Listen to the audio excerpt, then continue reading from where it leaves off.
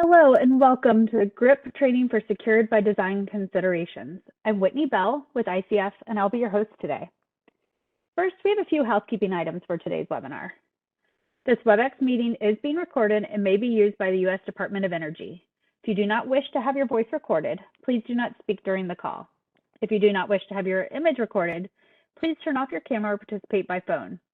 If you speak during the call or use a video connection, you are presumed consent to recording and use of your voice or image. Luckily for you, all of our attendees, you are in listen-only mode. If you have any technical issues or questions, you may type them in the chat and select Send to Host. There will be a Q&A following today's presentation, so please submit all your questions in the chat box and select Send to Host. We will only answer questions related to Secured by Design plans during today's webinar. Any other questions that come in may be used to update the GRIP program FAQ. That link should be showing up here in the chat momentarily for you. If you need to view the live captioning, please refer to the link that will appear in the chat now. Finally, and the question that we get most often, we will post a copy of today's presentation on the GRIP program webpage by tomorrow, and the recording of today's webinar will be available on that same page in about 2 weeks. We will send an email to you, anyone that is registered, letting you know when that is available. All right, so to kick off today's training, we'll hear from Colin Meehan, the project manager of the GRIP program with GDO, for some introductory remarks. Colin, welcome. Thank you, Whitney, and thank you everyone for being here today. We're really happy to have you at this training. As a reminder, I'm sure you all know we have several topic area deadlines coming up over the next month and a half, and we want to make sure that everyone is well prepared. We're holding this training today for two primary reasons. We've had a lot of stakeholder interest and feedback on grid security issues, and second, we want to make sure everyone understands the need to have best practices in grid security embedded into all elements of the GRIP program, each of the topic areas, which is why we're calling this this training Secured by Design. As a reminder for everyone, we've received over 700 concept papers across all three of our topic areas within the GRIP program. As a result, we're expecting each program to be highly competitive, and we're encouraging applicants to do everything they can to ensure that their application meets the needs of a modern grid. This includes ensuring that security risk evaluation and mitigation measures are an active component in a project. This is critically important to making sure that we have a successful, modernized grid and a successful operation of each of these different topic areas within the program. So I'm really happy to have you all today, and really appreciate PNNL for hosting this training session. It's going to be important for all of us as we get ready for the application period. With that, Whitney, I'll turn it back to you, and thanks again for everyone joining this training. Thank you, Colin. So now we'll hear from David McKinnon. He's a senior cybersecurity researcher with PNNL, who will lead today's training. David, welcome. I'll go ahead and turn this over to you. Oh, thank you. I'm glad to be able to participate in the webinar today. We're going through several Secured by Design considerations to help you with your projects as you bring things together. The goal today is to, or GRIP's scope is to support DOE in the energy sector and all of the industry priorities. What we really want to focus on is that security must be baked in by design from the very beginning, and that we want you to be able to adequately evaluate the risks as you go throughout the life cycle.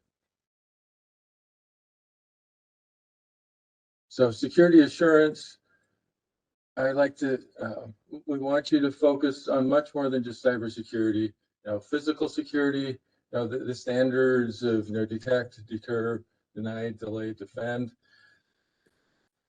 Many of these projects will be out in the open. You need to consider the risks that will be associated with that from the physical security perspective, and we're seeing a renewed interest in that across the grid. As cybersecurity, traditionally, confidentiality, integrity, and availability, and the power grid is more focused on the operations, and integrity is generally prioritized first. And then, of course, the cyber physical security. How can someone do a blended attack? Start in the cyber domain, cross over to physical, and then come back again, or vice versa. Also, there's resilience, this notion that we'll also talk about later, but you need to be prepared to be breached.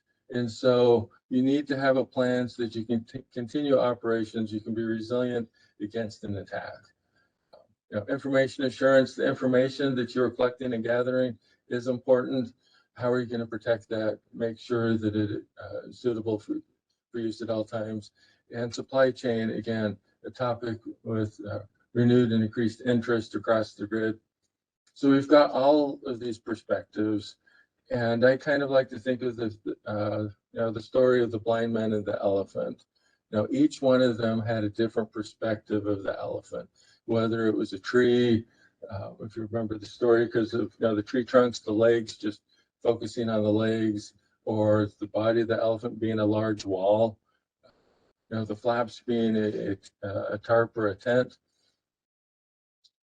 We can't focus on just one aspect of security when you're working on your projects.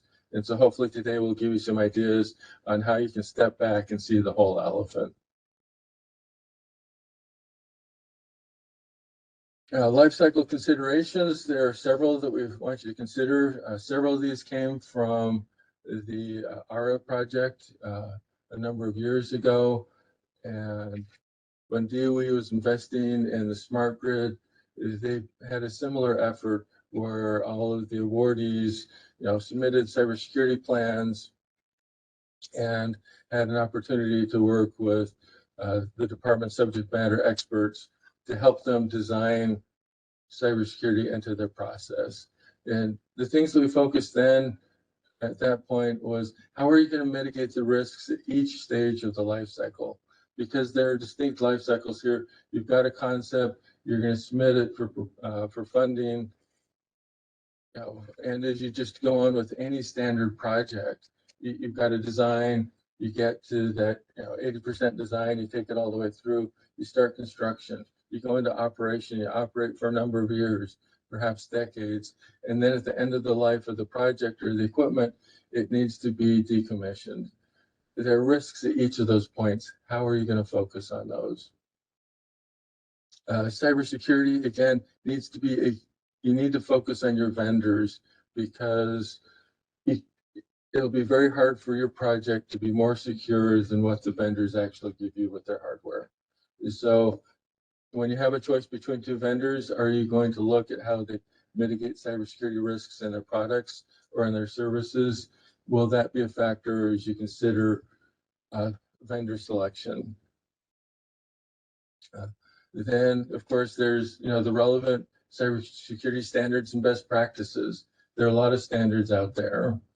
Which ones are going to be relevant to your project? You'll need to have a plan for identifying those, because there's simply too many, and some of the standards won't be a good fit for your project. Back then, we focused on the emerging smart grid cybersecurity standards. They're still being worked on. Many years later, there will still be new standards that continue to emerge.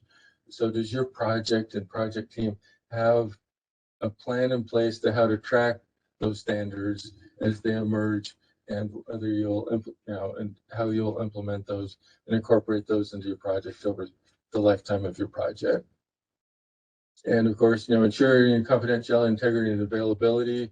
That's the key triad. You'll need to speak.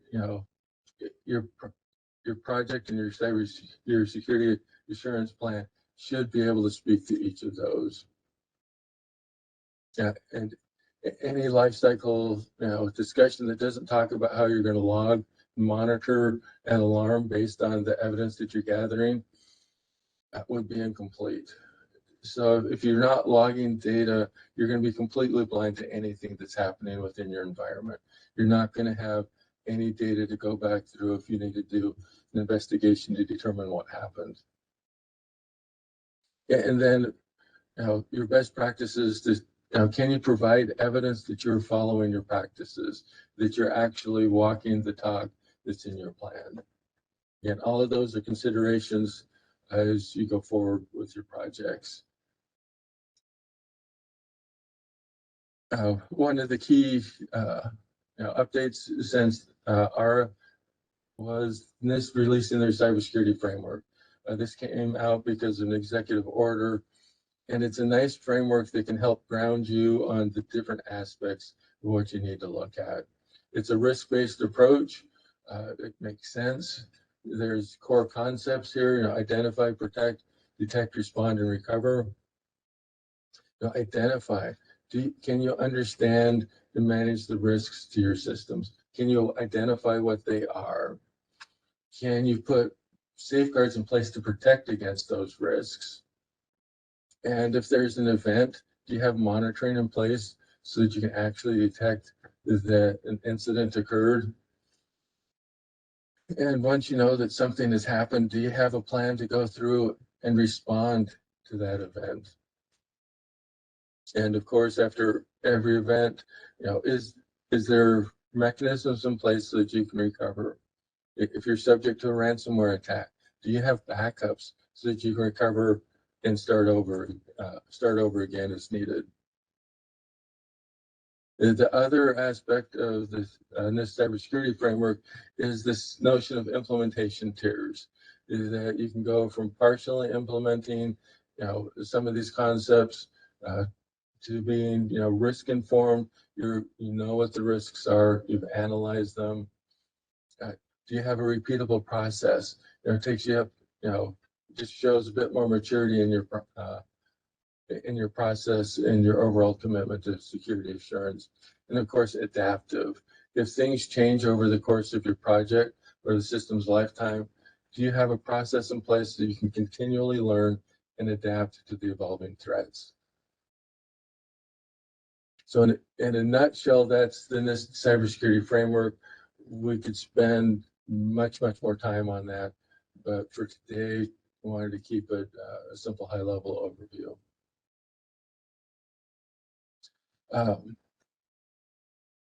And then from the cybersecurity perspective, DOE may require any award or funding recipient to demonstrate their cybersecurity maturity of the project that they've submitted. And per that, DOE will want to know what the minimum contents of your cybersecurity plan are. Are you planning to use open standards and guidance such as DOE's cybersecurity capability maturity model, C2M2? If you're going to use proprietary standards, have you documented those? And for all of those, you'll coordinate with the DOE program office. In this case, it's GDO with the GRIP program. There's a note here that once the plans have been selected, you'll receive more guidance from the program office. There's a lot of pieces that are in motion, and so just be prepared to get, receive updated guidance as you continue to work through the funding process. James, would there be anything else you'd want to add speaking towards this? Oh, that's good, Dave. Thank you. Just to piggyback on what Dave said, it's basically, further guidance and support will be provided by DOE once we get into that phase where we're selecting awards, right? So again, as it's mentioned here, we are going to provide you some technical support and some assistance so that as you go through your processes on negotiating the award, once it's selected, there's additional guidance that will be coming up. Thank you, James. An excellent point. DOE is planning to support your projects. We don't plan it. We're here to help. We're not just going to, say, do it and leave you to your, leave you all on your own to identify the risks and map them and put plans together. Where possible, DOE will bring subject matter experts to bear on your individual projects to help you, achieve success. That's what we all want here. And there are several, risk-based principles. If these 10 areas come out of DOE's, C2M2, the cybersecurity capability maturity model. The key here is, we're going to apply defense in depth. You're going to, layer the security mechanisms so that you can get, protect the system as a whole. And your multiple, security controls will come in and, protect a given system. So we will cover these more in depth as we go on, but inventory and configuration management. Do you know what assets are that you need to protect? Are you monitoring the threats and vulnerabilities? Do you have a strong process for evaluating and managing risks? Do you have a risk register? Can you do that? Access control. You're recognizing that both physical and logical security and access to your system needs to be managed. Are you aware of your cybersecurity environment, and can you maintain situational awareness? Do you have an operations center that tracks physical and cybersecurity for your project? Can you respond to incidents and events? We've already mentioned supply chain. It's critical. Are you buying legitimate parts, or are counterfeits being substituted in your supply chain so that you end up using an inferior product from what you had intended to use or purchase? Training. Your staff or your frontline event or frontline defenders, they will be, if adequately trained, they will be able to identify issues that will have a security impact for your project. So have you trained them to be your frontline defenders? Do you have an architecture in place so that your program works as an effective whole? And of course, are you managing the whole project?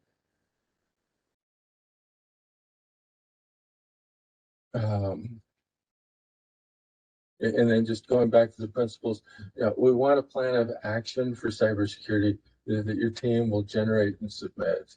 And it's the guide for the teams to follow. We know it's a plan, and we know that all plans are subject to change once they're put into implementation. But we want to know that you have a plan so that you can go forward. And then is your plan comprehensive? Does it address the full computer network in all of your systems in your project? If your project is a small piece of a much larger system, then are you able to focus in on that smaller piece, but also talk about the integrations and how you will protect those integration points with the larger systems?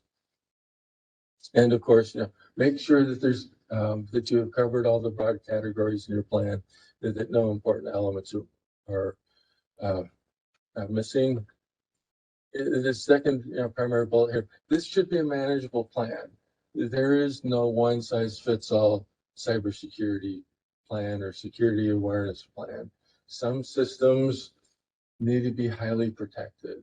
The bulk electric system, the standards for that are much, much greater than what you would have for a small municipality or co-op system.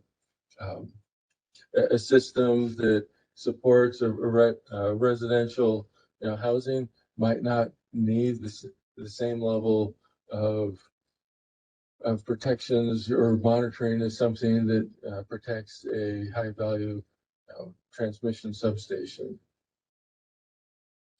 And given that this is a DOE funding opportunity, we encourage you to use all of the research that DOE has invested in over the last several decades.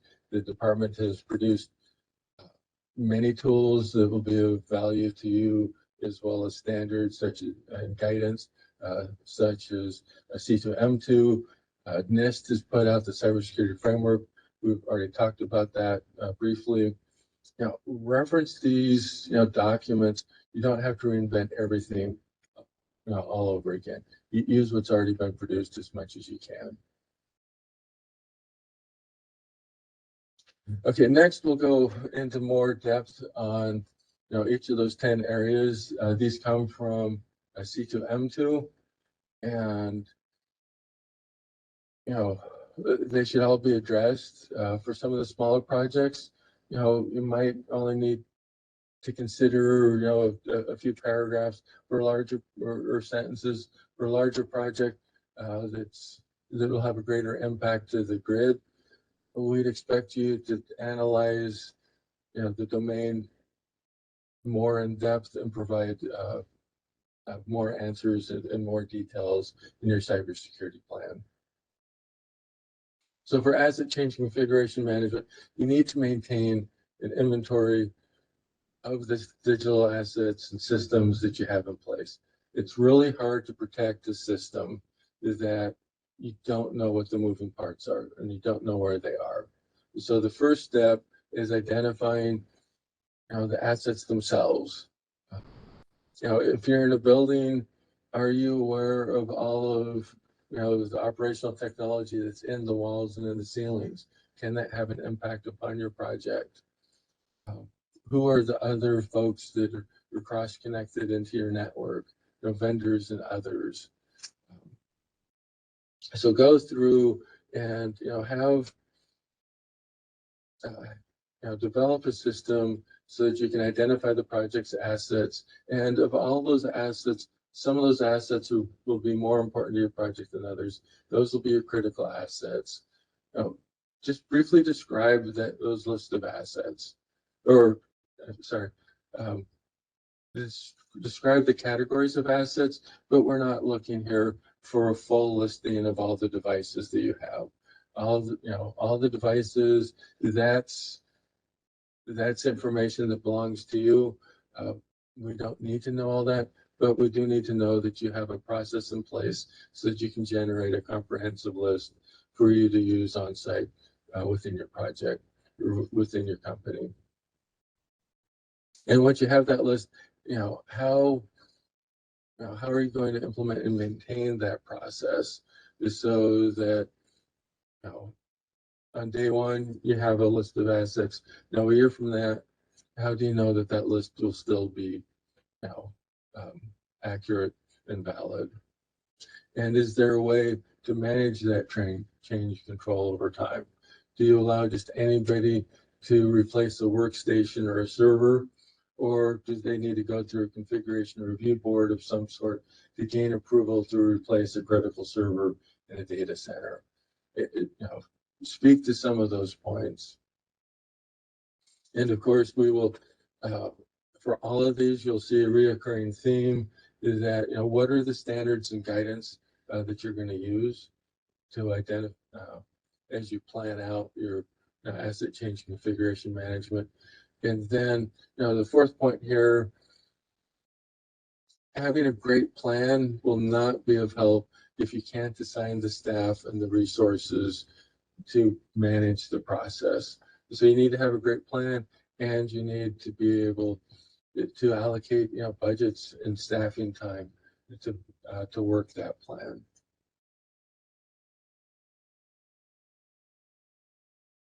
Okay, threat and vulnerability management's the second one we'll talk about. And you need to outline a plan to monitor the threats and cybersecurity vulnerabilities, the security vulnerabilities in your project systems and assets. And so again, identify the plan to identify and address the vulnerabilities. This needs to be a plan that can be worked over time. It's not at the start of a project, identify the vulnerabilities and then put that on the shelf for 5 years. Have a commitment to an appropriate time interval for your project to go back and reassess what those vulnerabilities might be. Vendors will change, products will change, the environment will change. So having a process there, and again, we've got the point that identify the standards and guidelines, industry best practices and guidance that you're using. If you belong to an industry trade group and that group has put together guidance that you're already using, claim credit for using that guidance already. And being part of, in this case, maybe a threat intelligence cooperative, or subscribing to a vendor's threat intelligence reporting system, or referring to the alerts that the government puts out as well. And again, the last bullet make sure that you can assign the resources to work your plan. Risk management. Risk management is critical because there are so many risks that are out there and you can't address them all. So you need a mechanism to prioritize the risks that will be of value, or the risks that will have the greatest impact to you. And so, putting together a plan to have a risk register to track your risks, to track whether you're going to mitigate the risks, whether you're going to accept the risks as is, or transfer those risks to someone else through a third-party contract or some other mechanism. You need that plan, and you need to have that plan for risk management. Again, NIST has put out some guidance and others for how to manage risk, and the risk management kind of undergirds everything that will be in your plan, because every project is unique, which means that every project will have different risk tolerance. And so risks that might be accepted by one company or one project because it won't have a large impact, that same risk might be devastating if it were to be realized for another project. So personalize your plan to the risks and the risk tolerance of your project. Okay. Identity and access management, again, is important. We talked about needing to know all of the systems, the physical assets, the logical assets in your system. You also need to know who the users are, and for the workstations and devices that are talking to each other, machine to machine, you also need to manage their identities. So again, having a plan to manage the identities, or using Active Directory and LDAP system, well, lots of different opportunities here depending upon the technologies that you're using. But you need to be able to manage the identities, and you also need to manage authentication. Is that given user, can you authenticate them for access to a given system?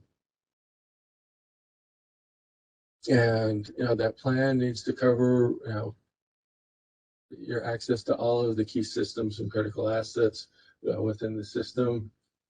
Again, these plans that you're going to submit to DOE are just, if you will, a tip of the iceberg for what likely should exist already within your company.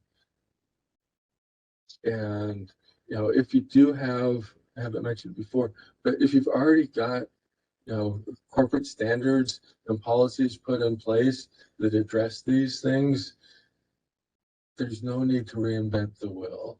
In that case, mention that per your corporate standards, reference it by name, say that we will follow these standards that address identity and access management. Give us enough of a notion to know that the company is already doing this and that you're going to follow your existing plans. If you're already doing it accurately, there's no need to create a second process just for DOE in this project. Continue on with the good work that you're doing. Again, identify the standards, and of course, in every one of these bullets, have a plan for how you're going to, assign the proper resources.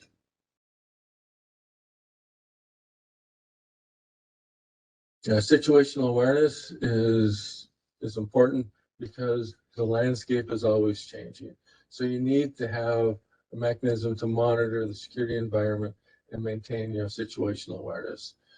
So do you have identify your plan for how you're going to monitor your systems? Now, what is the login that you're doing? And then are you doing the analysis? Now, if you're just logging when people log into the system, that's useful. But if you're not doing the analysis to identify that somebody logged in, remotely outside of your service territory, then you're not going to have that situational awareness that might be a rogue login. or maybe it's, one of your technicians is, is on travel, is offsite supporting somebody else, but they still need to log into your system. Having that situational awareness of where your people are and where your logins are coming from is just one aspect of monitoring your security environment. So, talk about your situational awareness. If you have an operations center, speak to the fact that that operations center is tracking, your environment, so that when anomalies occur, you're aware of them and you can take proper action. Again, follow the standards and make sure that you assign adequate resources to accomplish the tasks at the level that is needed to meet the risks for your project.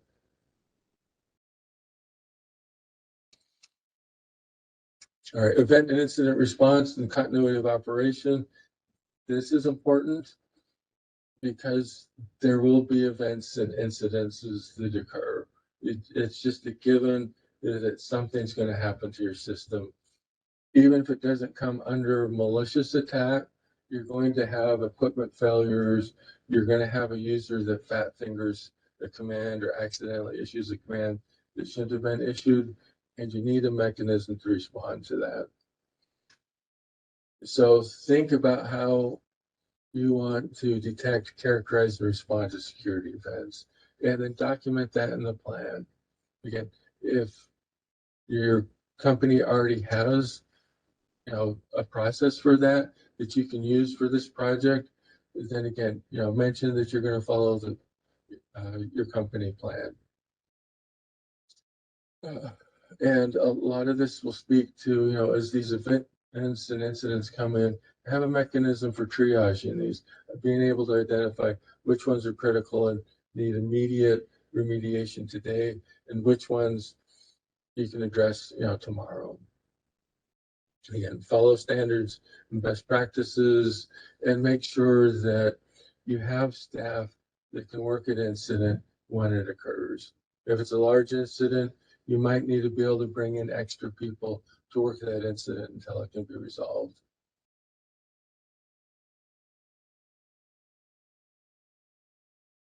The supply chain and third-party risk management, we have mentioned this briefly. It's critical because nobody is able to develop all the products in-house. You're going to have to buy goods and services from, other companies. Some of those companies will be well known to you because you have long-standing relationships with them. Some of them you might not know. Some of them might be based in the U.S.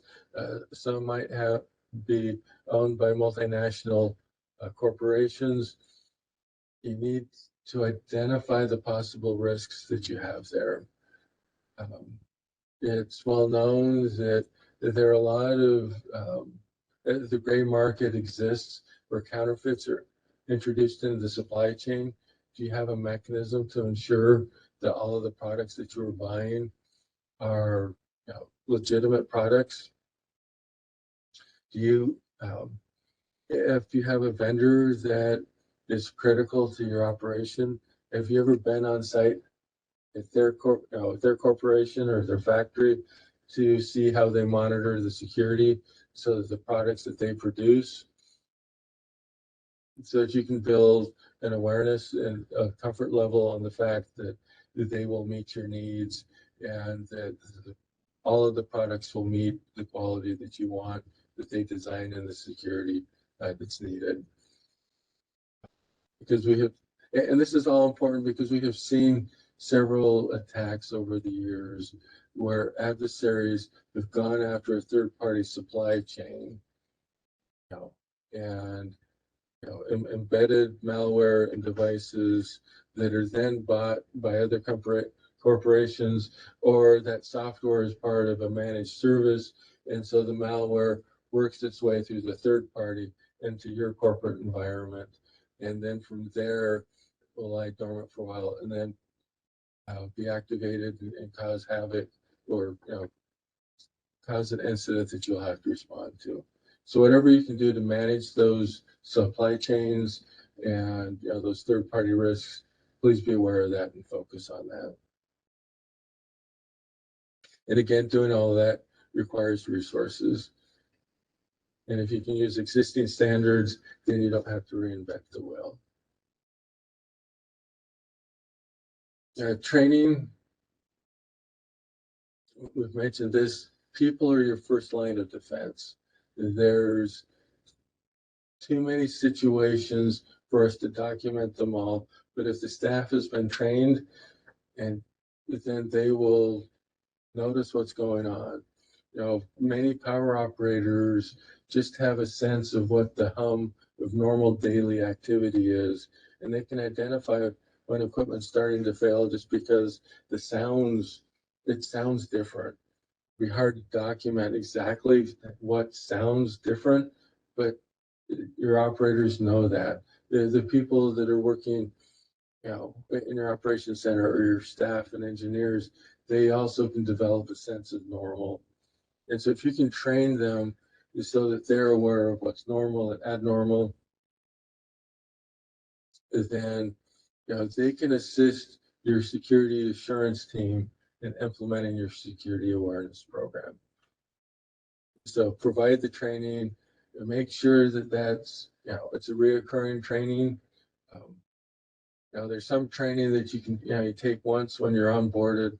Other training that's important enough will be an annual reoccurrence, maybe more frequent. Safety, everybody values safety, and safety training is an ongoing process. Treat your security training the same way. Train your staff when they start, and then always provide refresher training and vary that training based upon what the current active security environment is. And by now you're used to follow the standards and assign the resources. For the cybersecurity architecture, this is the architecture is how you're going to fit everything into a complete whole. And we want to know that the team has considered the architecture. How network architecture is one element of this. You can implement your network so that there are protections, that you've got enclaves or protected enclaves where engineering works within their own space. HR and finance could also have their own carve-outs so that attacks can't immediately spread corporate-wide. So a flat network that allows an attacker to spread corporate-wide without effort is really going to hinder your ability to respond to an activity. Whereas if you can isolate your network segments, then you can stop an attack before it spreads corporate-wide. So again, have a plan for how you're going to look at your architecture. Have a plan for when you bring in new systems, how that will get integrated into your system. Because if you just bolt it on or just throw it into the middle without thought, you might be able to implement it quickly, but if an incident occurs later, the effort to respond will be quite significant. And then as you're doing this, how are you going to do software and data security too? Does your architecture ensure that you've got trusted software? Do you whitelist your software? Do you know what data actually matters? Is the reporting that's coming off of your power flows, is that critical to system operation? Is that critical to billing? What's the relative priority of operations and billing? Think through those things is so that you can develop an architecture that fits your needs. And again, follow the standards and assign resources to the projects that you can accomplish this. For an architecture, you need someone to design it, and you'll need to invest upfront. So please assign those resources. Program management. Here, you've got, we've talked so much, every one of these slides talks about assigning resources. That comes down to management. So, have a management program. Is there an individual that has executive, authority over this project to ensure that the security awareness receives the funding that it needs as a whole? And is that manager or executive, that leader, do they have the skill set that they need to allocate the budget into each of these 10 domains appropriately? Do they have staff that report to them that can help them make informed decisions? So put together this plan for managing the process. Make sure that we've also got, a continuity plan that, when that manager gets promoted or transfers, retires, is there a pipeline for more to ensure that there's a leadership, a successful leadership transition in the management office for your project? Again, follow the standards. And at this level, do the chief executives for your company, do they have their support? Have they adequately funded the cybersecurity and security assurance that's needed for this project? Make sure that you have that executive level buy-in. Okay, so that was the 10 domains. Next, we're transitioning a bit. We're going to talk a bit about design principles to adopt. And there are many design principles. One I've taught cybersecurity as an adjunct professor. We can spend days. Every one of these topics we could turn into hour-long lectures in and of themselves. So we'll briefly highlight some of these. But again, if you can apply these design principles, they're tried and true. They will help you as you go forward to implement your process. Well, there are many of them. We'll just focus on 8 in the following slides. The first one on this lead-off slide here, defense in depth. It's critical. It's the first one because it's that critical. Your system will be breached. So, the castles of, back in the day, they had a moat, they had a wall, they had an inner keep. There are multiple layers of defenses before someone could get to the crown jewels. Somebody is, and then there were the plains that surrounded the castle as well. You need the ability to defend in depth. If there's any spot where there's only one mechanism, one chance to keep an attacker out, then you've already failed, because the attacker will find that one spot. So make sure that they have to go through multiple locked doors, if you will, to get into your system.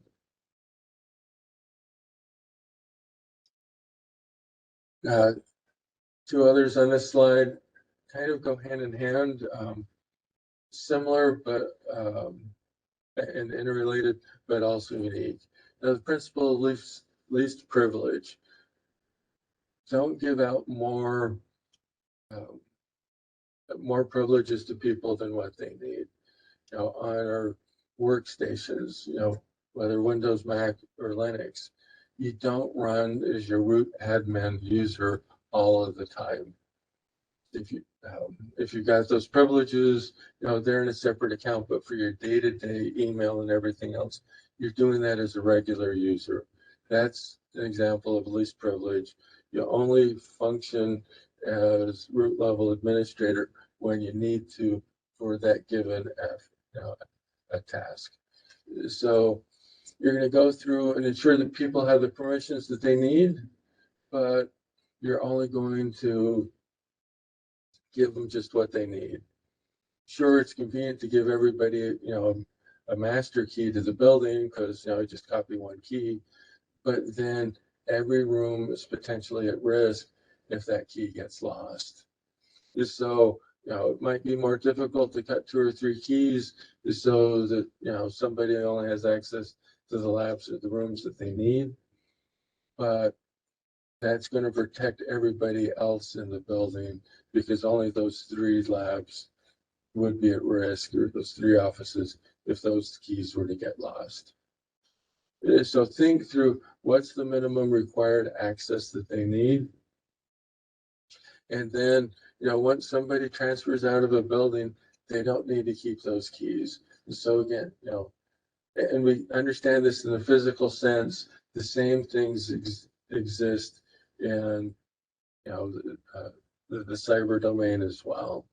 If somebody moves out of HR and into finance, they should lose access to the HR systems and be granted access to the finance systems, but you wouldn't necessarily give them access to both.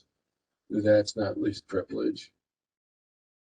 And by doing this, again, you reduce the risks that can occur because if someone's identity is co-opted or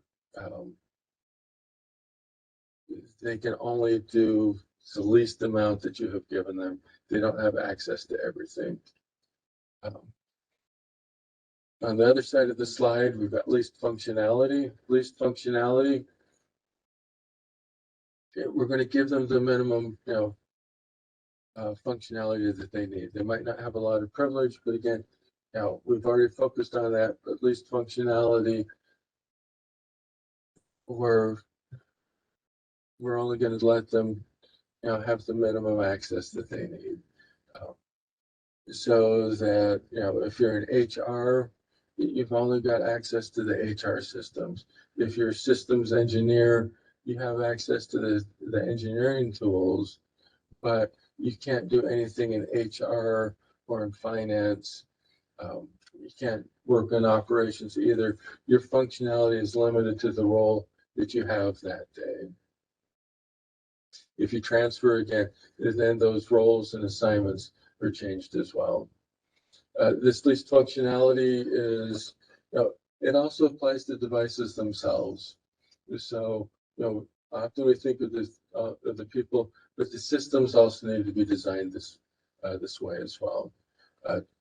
Default settings are something that you really want to look at because many things come out of the box configured to do everything because that allows you to get started quickly.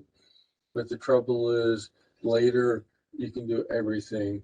And if something goes wrong, then something could go wrong with everything. So focus, on least privilege and least functionality. In the banking, back in the day when there were 2 signature checks, the person that wrote the check wasn't necessarily the person that signed it, or you needed 2 signatures to ensure that one rogue person couldn't embezzle funds or commit fraud. Think of this in the cyber domain as well.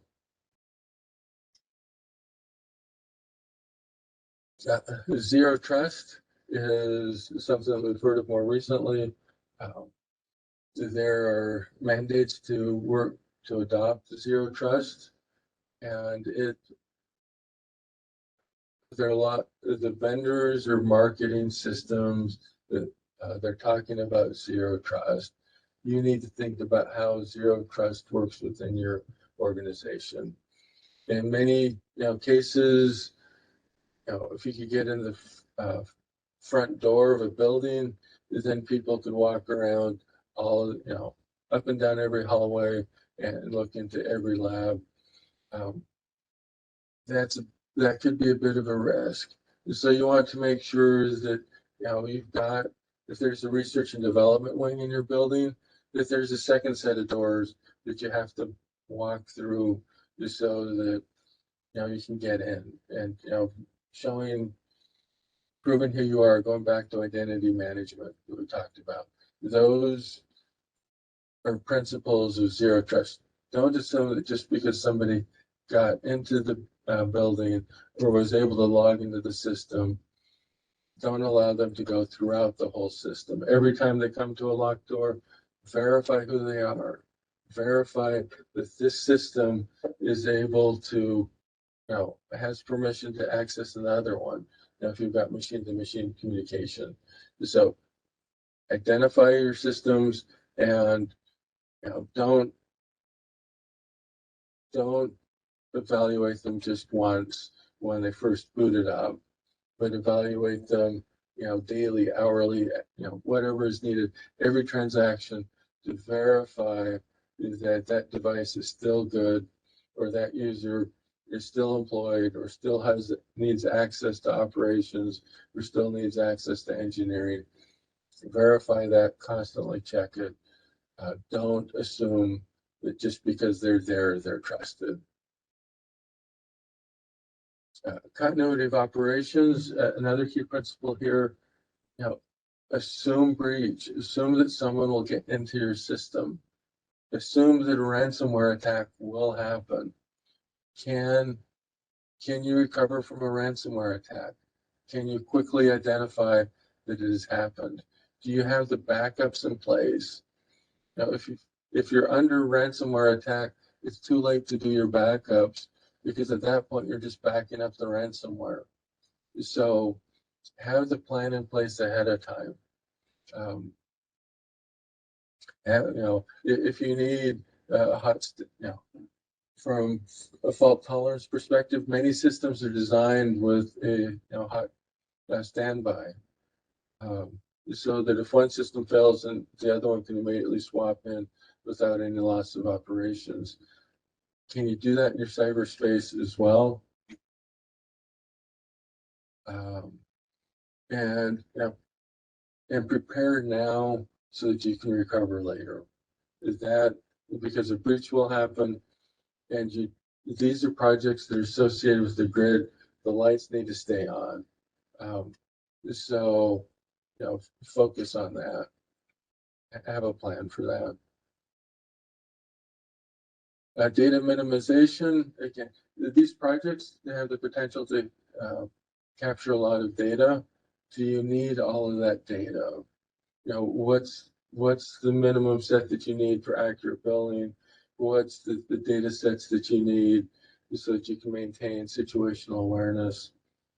We're tempted often to collect everything that we can because storing data is so cheap, but managing that data can become expensive.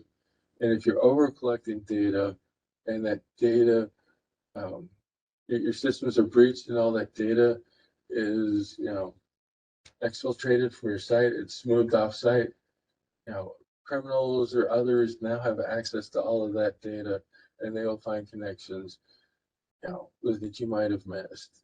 And so it puts the privacy of your systems in jeopardy. It puts the integrity of your systems in potential jeopardy if there's enough data there that your system can be completely reverse engineered based on an over collection of data. And again, there can be needs to collect your data, but when that data is no longer useful, when it's become too stale, then have a plan in place for how you would delete that data and sanitize the systems where it was stored. Configuration management, we've spoke about this. It's a design principle you need to manage your systems. You need to go through and ensure that the configurations that you're using are appropriate. The last point here is, fail secure. Failures will happen in safety systems. People understand that devices will fail, and so they will design them to fail safe. In our cyber systems and cyber physical systems, we also need to fail safe. We need to fail secure. If you've got electronic access control system that monitors all the doors for your building, you need to think through, is it appropriate to, if the system fails, to open up all the doors? Or do you lock down all the doors and require physical security to show up with a key to let people in and out? So those or the points, when the slides are sent out, we've got resources, won't go through all of them here, but again, each of the 10 domains in this, it's got standards, there's special publication 800-128 focused on configuration management, others for continuous monitoring. A lot of the talk about supply chain with the efforts that are coming out there, and the government in this focus on supply chain. And then others here focusing on training programs and information assurance, cybersecurity management. So I'll wrap up with the official piece here, and then we scheduled a lot of time because we wanted to allow for Q&A at the end. So hopefully you can stay with that. I think there's some questions already coming in. But in conclusion, the point of this effort and these security assurance program that GRIP is putting in place is we want you to think about all these design decisions ahead of time. And we want you to bake in the security. We don't want you to bolt it on after the fact, because the performance will never be as effective as if you bake it in. And the other key point here is focus throughout the life cycle. You're going to start with development, you'll go to implementation, construction, building your project. Then you're going to operate it for a number of years. And at some point, you'll have to decommission it. Security assurance applies to each of those stages. All right, I have talked for a while. I think it's time for some Q&A, and I think there's already a question or two that came through, but Yep. Thank you, David. I appreciate everything. So we do have time for Q&A now. As we have stated before, please submit your questions to the host using the chat. We will focus on answering questions related to the Secured by Design Considerations presentation. Any other questions may be used to inform our FAQ at a later date. We are bringing up a couple of other people to help answer some questions as we go through this. So let's go ahead and get started with our first question. This one is confirming per the FOA, cybersecurity plans are only required for topics 2 and 3 and will be required after submission of the application, not part of the application. Yes, that's correct. As I mentioned, or as David mentioned in the beginning of the presentation, additional information will be coming in terms of the requirements of cybersecurity plans, and all of the language in the FOA is what you should always follow, right? Like what it says on the FOA, that's what you should follow. So yes, it's only for topic area 2 and 3. But as you consider your projects, right, like any other projects, I think it was mentioned by David earlier as well, is that, during the ARRA funding, and I believe some of you might be participants on that, is that, when we start looking into security, I think there's some aspects of that cost wasn't considered in the beginning. And, and now, we now have some shortage of resources to apply security controls on some of the projects as it applies, right? Some of it doesn't need it, some of it needs more. So you gotta consider those risks. So thank you.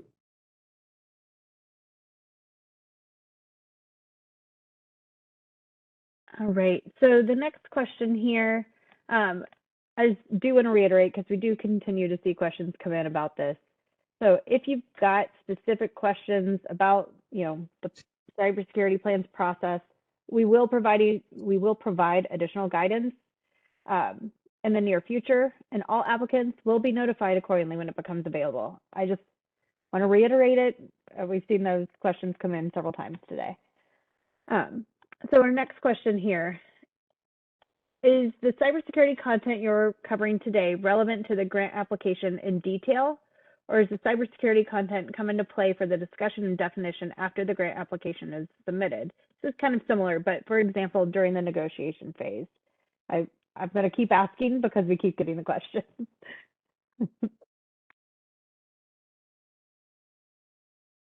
Well, it clearly comes into play afterwards, because that's when the plan will be finalized.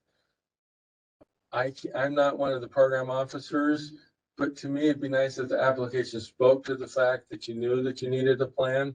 If you're completely silent on the plan, you're probably going to be, you know, in compliance with the FOA. But I think the intent here is to get you to an accurate plan. Now I might be overstepping there, but I'm biased because cybersecurity is my day job. The security awareness. So I will pitch it over to James for a more authoritative answer. Yeah, so you can look at this process in phases, right?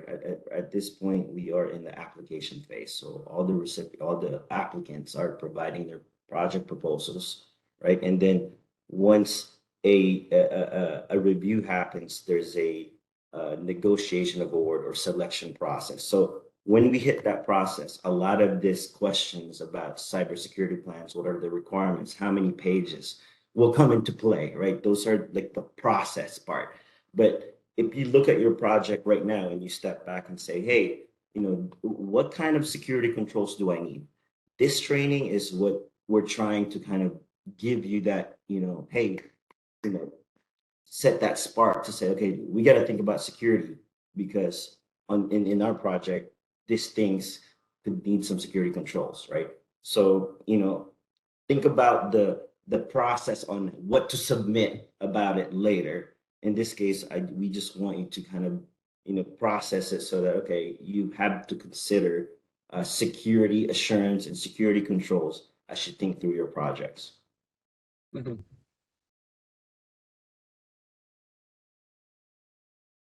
Great, thank you for the clarification.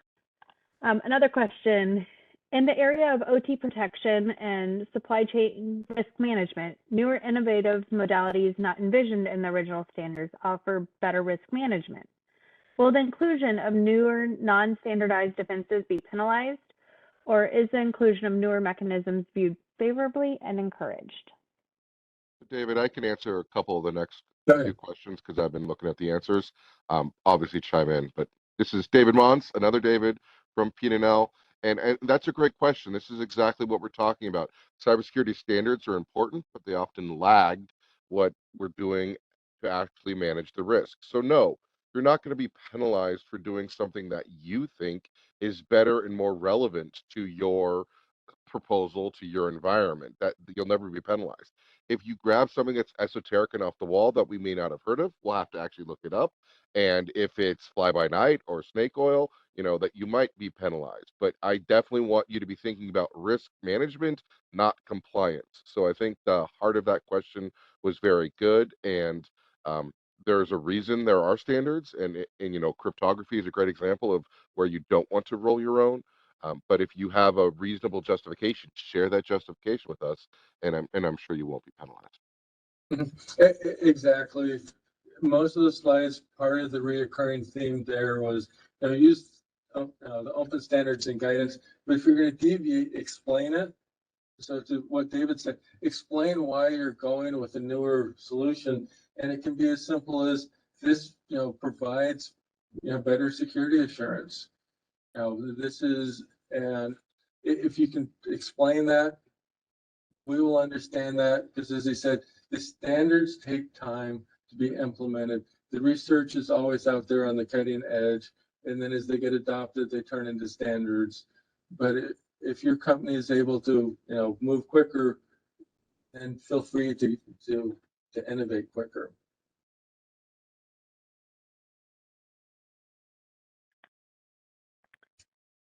We have another question about vendors and supply chain. Is there a consolidated list of vendors that are not allowed, for example, for the supply chain?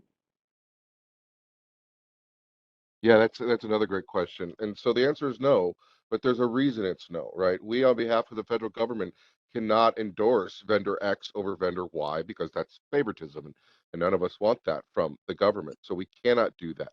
But we do have some procurement language available from the Department of Energy that can use you at procurement time to really hold your vendors to the fire and make sure that they're going to produce something that's going to help you and then help you win this proposal. So I think it's worthwhile Googling, procurement language from DOE, and it's an easy find. Um, And the other thing I think is important is to go back to what David previously said about vetting your vendors and looking at, of course, if things are multinational, as most things are these days, where's the ownership? What does that mean for your risk, for your corporate risk? And just being a cognizant consumer of it might even be an American product, but the software or the firmware or the hardware was actually from somewhere else. And just understanding that. It's an exhausting question, but it is one that you should have some sort of policy and management on. And so another thing to do is look at um, what your peers are doing. I think that's a good conversation to have to understand what vendors they're going for and why. It may not be the answer for you, but that's a good thing to look at. So there isn't a consolidated list of vendors. You can see what the federal government has used as an example, and you can definitely at procurement time force security policies that you see fit. Thank you. The cybersecurity principles being presented today are appropriate for securing the entire enterprise. However, some proposals are for either point solutions or enhancements to the grid to enable advanced grid resiliency. Is the intention that all proposals must implement the entire suite of protecting the entire service provider, or do the proposals only need to address those cyber protections, design, and principles that relate to the program being funded by DOE? No, If I you don't need to have to reread secure. it, let me know.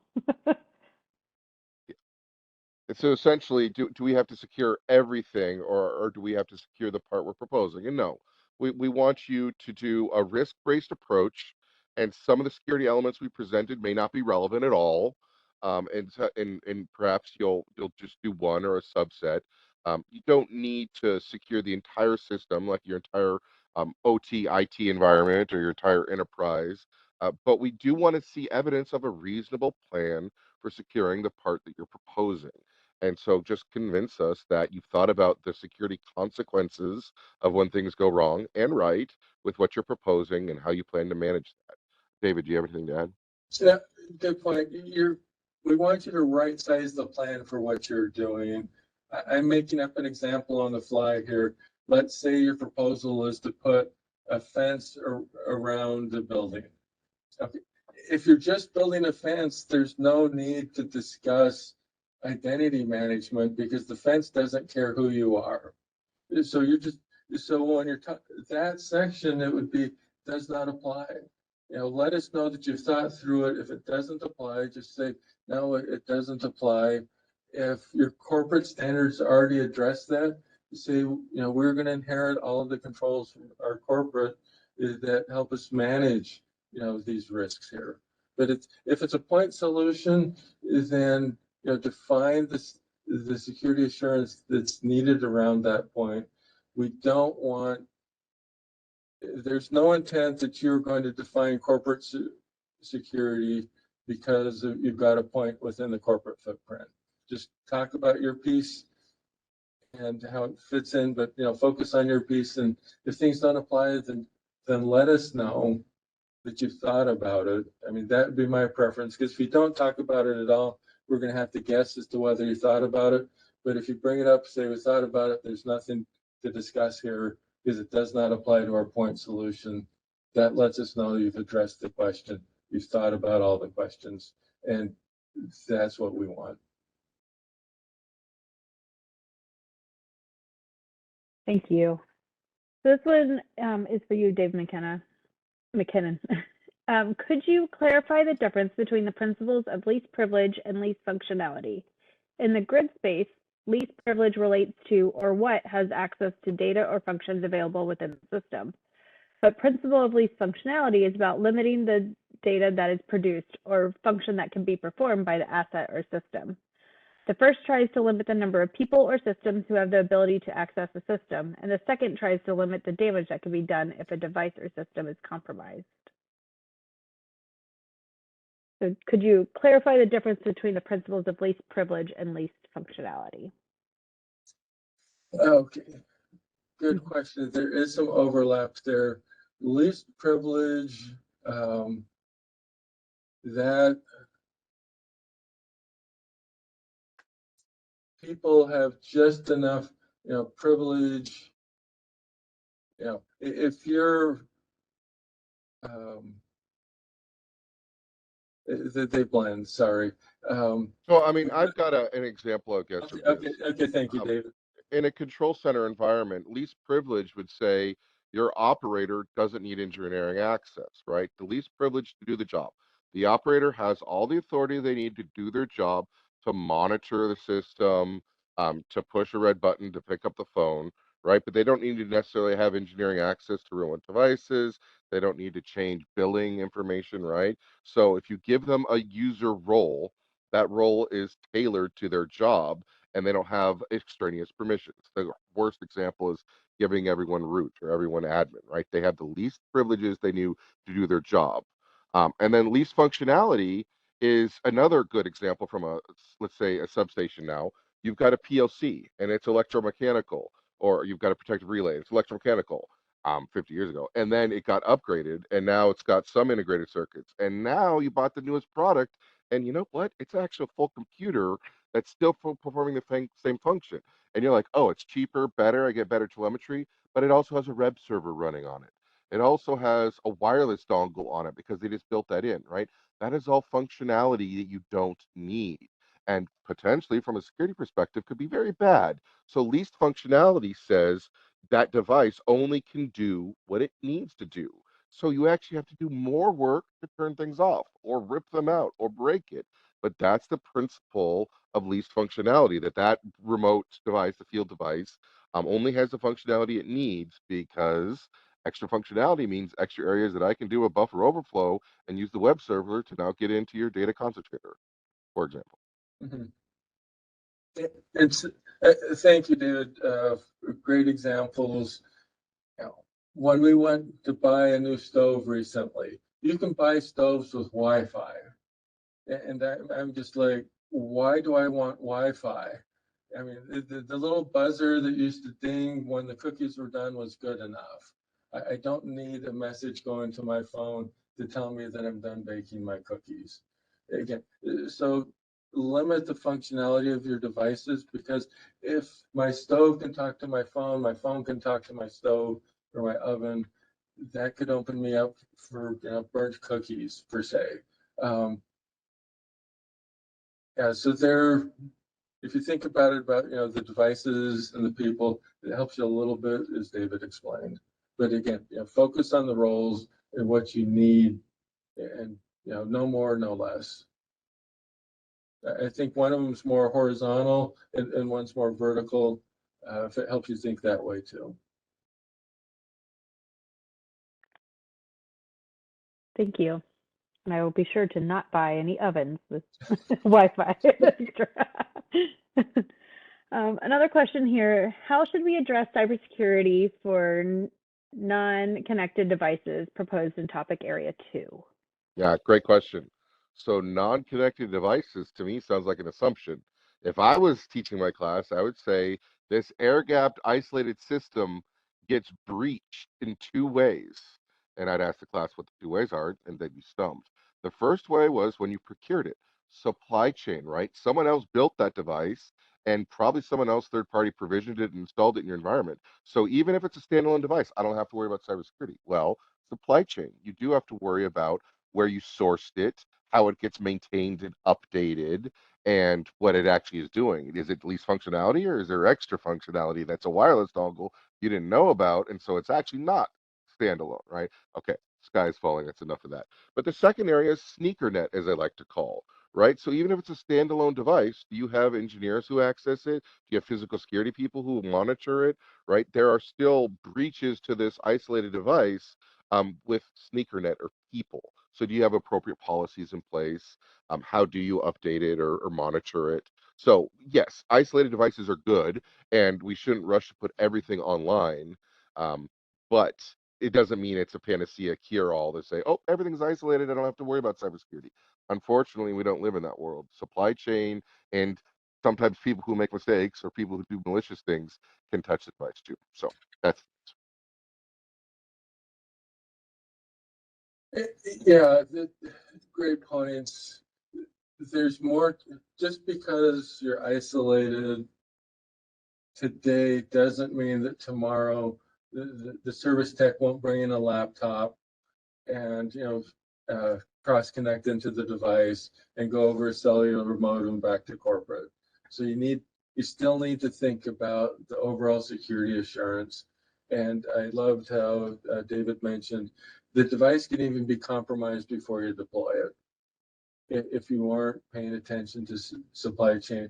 And if in the simple cases of counterfeit, you bought something that's supposed to have a 10-year life, a 10-year warranty for service, but it's a counterfeit, so it's all going to last 2 years, and then it's going to because they've used shoddy parts or gray market parts. You still need to have that plan to ensure that your operations are going to go on.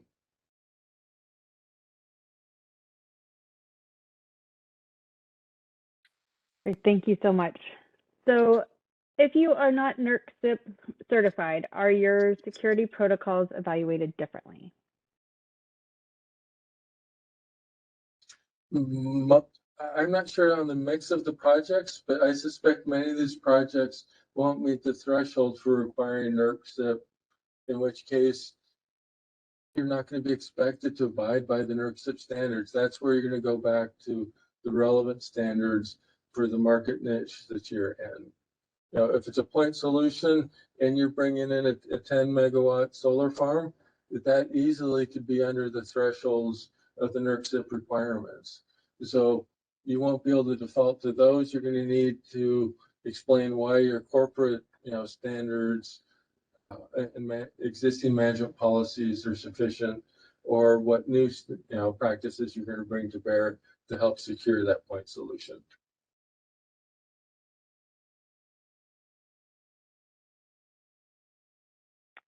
Right. We have, I believe, just one more question here. For topic area 3, with public entities being the lead applicant and often relying on industry team members for cybersecurity expertise, how do you expect the prime applicants as public entities to be involved in the cybersecurity plan and associated implementation? Yeah, not an easy question that you probably want to hear from all of us on, frankly. If you're the submitting party, right, you ultimately have the responsibility. So again, outsourcing that is totally appropriate if you have a consulting firm that's doing cybersecurity, or if you're relying on your partners to bring their cybersecurity expertise. Again, that sounds reasonable to me, but articulate that. Articulate how you've evaluated their cybersecurity prowess. Articulate how they're bringing something to the table that's going to help you. You don't need to be the expert on everything, but do articulate where you are planning to manage cybersecurity risk. Convince us of that. And so the way you do that is, again, to show that you've thought it through and you understand that this is a potential weakness. And so I'm shoring it up by doing this. That's my short answer. Yeah, great points. I'll extend it a little bit too. You're going to be the prime, and all of those subs need to abide by the standards and policies that you're going to put into place. So it doesn't make sense for the prime to commit to strong identity management when there's no requirement for the subcontractors, and they can go and get anybody from a job shop, put a vest on them that day and let them walk into your facility. You need to, if you're going to do strong identity management and access control, you need to ensure that your subs are also doing strong identity management and access control too. Because otherwise, your subs are going to be a backdoor to open up vulnerabilities into your project. So, you're hiring them because they're, of their expertise in cybersecurity. Well, then that's good. Just make sure that you've got a holistic plan, that you benefit from the expertise they bring, and that any requirements that you commit to in your proposal also flow down to them as well. All right, I believe that brings us to the end of our Q&A today. There are a couple of questions that we didn't get to, but we will be putting those answers into the FAQ, and we will send out a note to everyone when that is updated so you are aware. A copy of today's slides will be available on the GRIP Training for Secured by Design Considerations webpage. We'll have that up by the end of the day tomorrow, and the recording will be available in 2 weeks. We will send you a note when that is available, So just so you know, you will hear from us on that. To find out more information about the GRIP program, please visit the program webpage. You can find that in the link in the chat right now. And then thank you to our full panel here of answering all of those questions today. I really appreciate it. And special thank you to David for your presentation. And thank you to all of our attendees who were participating, asking questions. Really, really appreciate it. So take care, everyone, and we will see you next time.